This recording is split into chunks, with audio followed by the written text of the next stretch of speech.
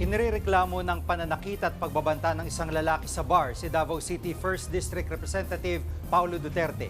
Pinakukuha na ng PNP ang kopya ng CCTV footage ng insidente. Nasa frontline balitang yan si Marian Enriquez.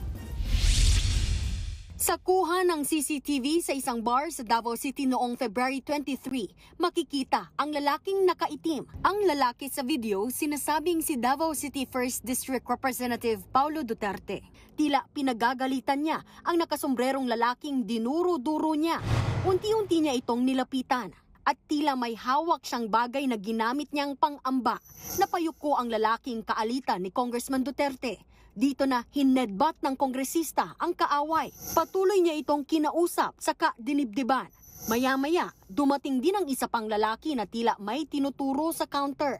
Dito na naputol ang kuha ng CCTV. Kaugnay niyan, sinampahan ng reklamong physical injuries at grave threats ng lalaki si Congressman Duterte. Ang nakaalitan ng kongresista, kinilalang si Criston John Patria, isang negosyante.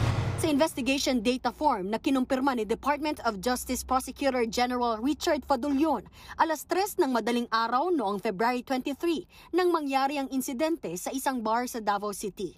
Hindi na nito idinetalye ang buong pangyayari pero gumugulong na raw ang investigasyon. Nasa dahig ngayon si Congressman Duterte para bisitahin ang kanyang nakakulong na amang si dating Pangulong Rodrigo Duterte. Hindi niya itinanggi ang naturang video. Karon nakakita na po mong video, dugay-dugay na nahitabo. Sige lang, inyuha gyapong desisyon kung kinsa inyong butohon sa inyong pagka-congressman sa unang distrito. Wala pa raw natatanggap na kopya ng reklamo ang kampo ni Congressman Duterte. Kay hantod karon ila pang i-authenticate kung asa gikan ang video. Ayon naman sa kapatid ng kongresista na si Vice President Sara Duterte, ang lumabas na video ay panibago umanong political attack sa kanilang pamilya.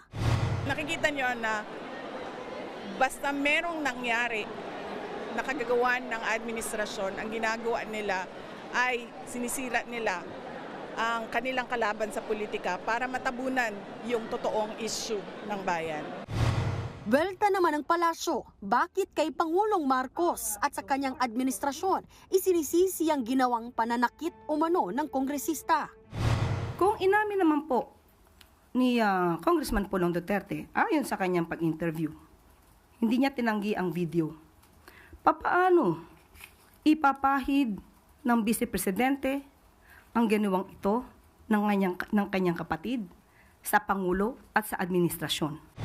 Ayon sa PNP, dadaan na sa pagsusuri ng Department of Justice ang mga isinumiting ebidensya kaugnay ng reklamo, kabilang ang CCTV footage. Wala raw silang kinalaman sa paglabas at pagkalat ng naturang video. Nagbabalita mula sa Frontline, Marian Enriquez, News 5. Mga kapatid, Jiggy Manikad po, iba na ang may alam at may pakialam sa panahon ngayon. Para sa konkreto, kumpleto at komprehensibong balitaan sa Frontline, mag-follow at mag-subscribe sa social media pages ng News 5.